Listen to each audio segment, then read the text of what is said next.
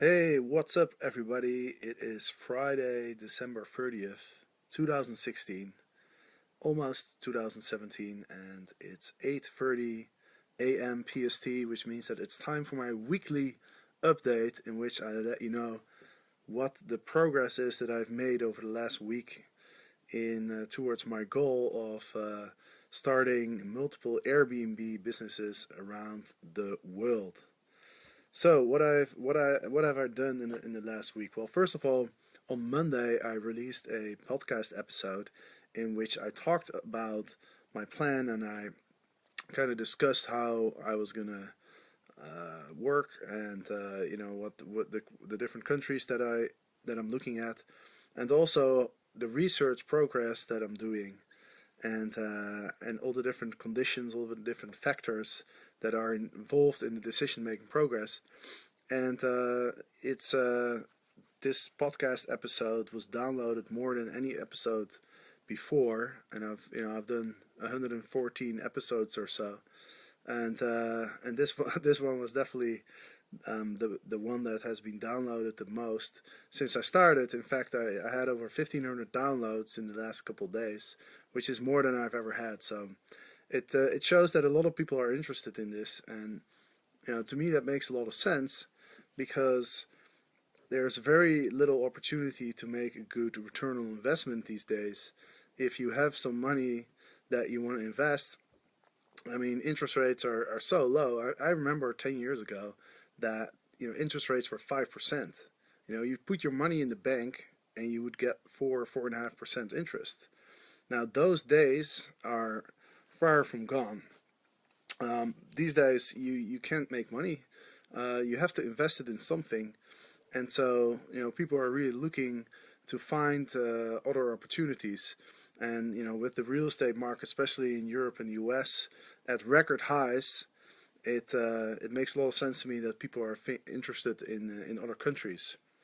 I've gotten a lot of suggestions from other people that have reached out to me about where they think is a good place to invest. A lot of people mentioned the Ukraine because the currency there has completely collapsed. It's about 30% against the dollar from what it was a couple of years ago. Now, obviously, that's a bit of a risky play. Some people have suggested Venezuela, and I'm sure if you do actually buy something there and things settle down, then I'm sure you're going to make a killing. But obviously, there's a lot of risk to it. And initially, especially for my first one or two properties, I definitely want to avoid too much risk and go for some of the safer options. Another country that has been mentioned is Myanmar, which has recently opened up the borders. A few years ago it was pretty much impossible to go there, but now the government has opened the borders, and the tourism is on the rise, and business is on the rise. Foreign investment is on the rise, which means that there's a lot of business people who are looking for accommodation there, but there's very little nice accommodation available. It's all very old buildings, and so people are willing to pay a lot for if you buy something there and you renovate it nice, you turn it into something good, then there's a lot of opportunity.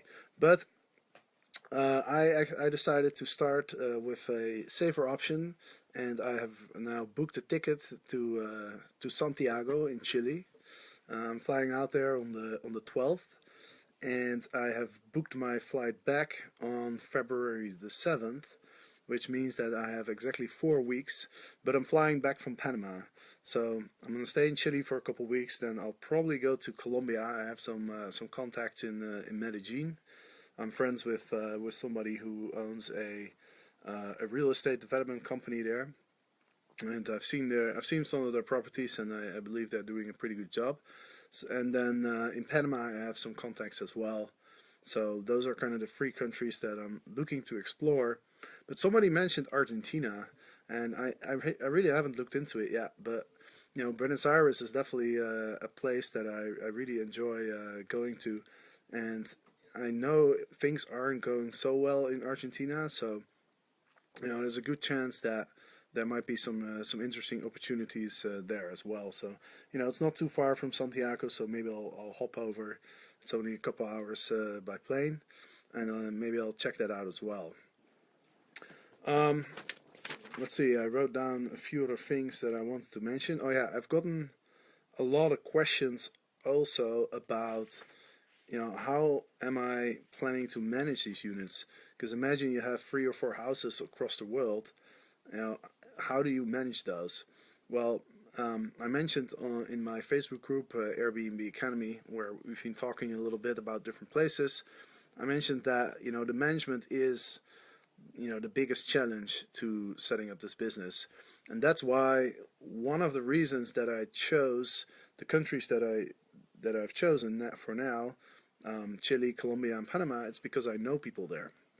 Because if you go somewhere and you don't know anyone, it's of course you can meet people, but when I say local contacts, I really mean people that I feel like I can trust, people that I've known for a while, or people that are connected to me in some way. So, for example, in Santiago, in Chile, I have the family of my sister-in-law who lives there. And her family is pretty big. She's got, I don't know, maybe 20, 30 people. So at least I have some sort of connection with the place. And you know Las Vegas is another option. My buddy Jesse Krieger just came online, and I've talked to him as well about potentially doing something in Vegas. But yeah, it's very hard to find somebody who can look after your apartment. You really want to have somebody that you trust. So that's why these local contacts, strong connections with local contacts are really important to me. But the second option, these days, most major cities in the world have short-term management companies. And the way that it works is all you need to do is you just give them the keys, and they take care of everything. They take care of your listing, the communication, everything will be taken care of.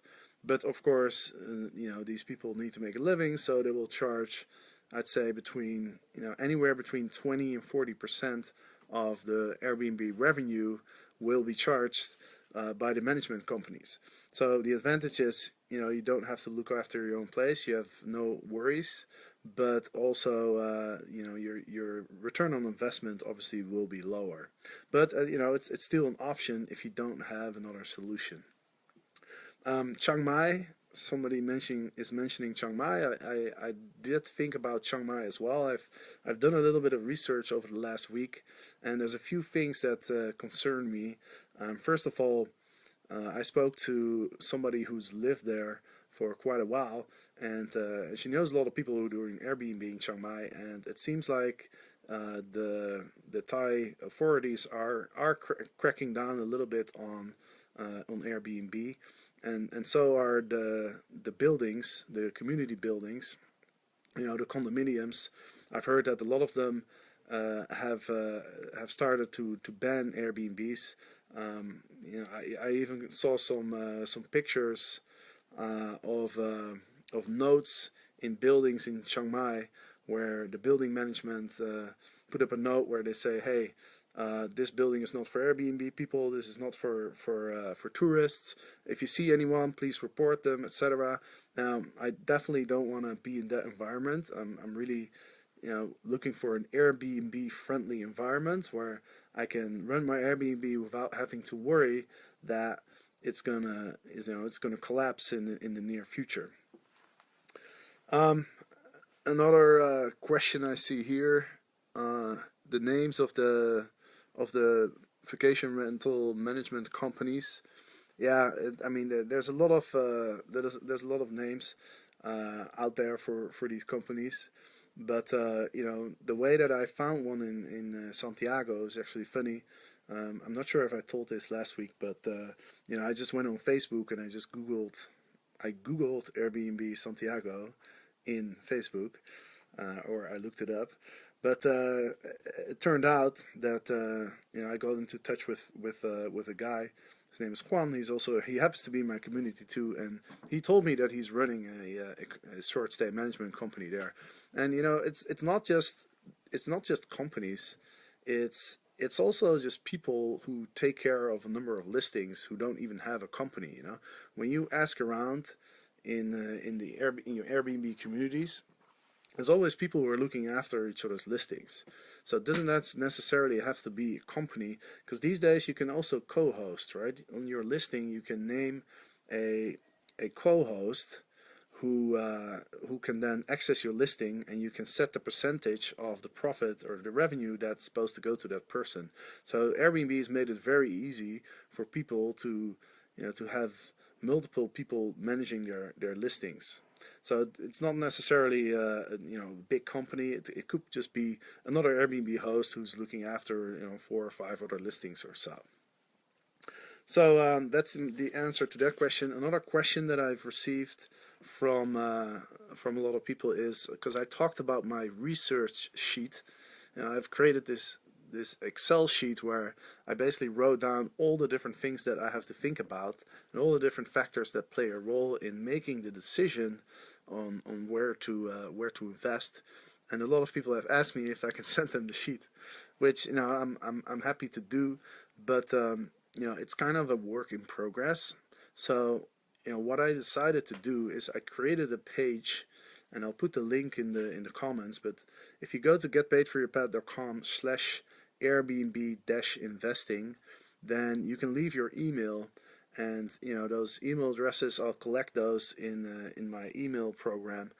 And then once my sheet is kind of like finished, and I'll make it look nice and stuff, then I'll just send you guys a link where you can download the sheet.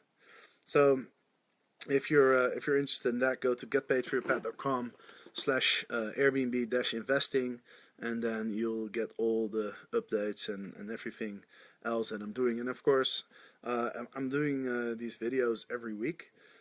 So 8:30 a.m. PST, which is I think it's the optimal time to do something on social media, because that's when the people in Los Angeles wake up.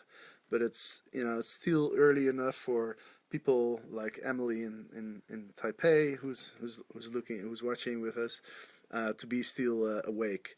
So it covers everything except for Hawaii. But I don't think I have a lot of Airbnb hosts in my community who are in Hawaii. So I think that's it for now. I'm at my parents' place right now. I'm going to my brother's place tonight and celebrate New Year's with my family, and then I'll go back to Amsterdam next week. So next week I'll probably be in Amsterdam. So hopefully you enjoyed this video, and I hope to see you next week. So take care and Happy New Year. Bye bye.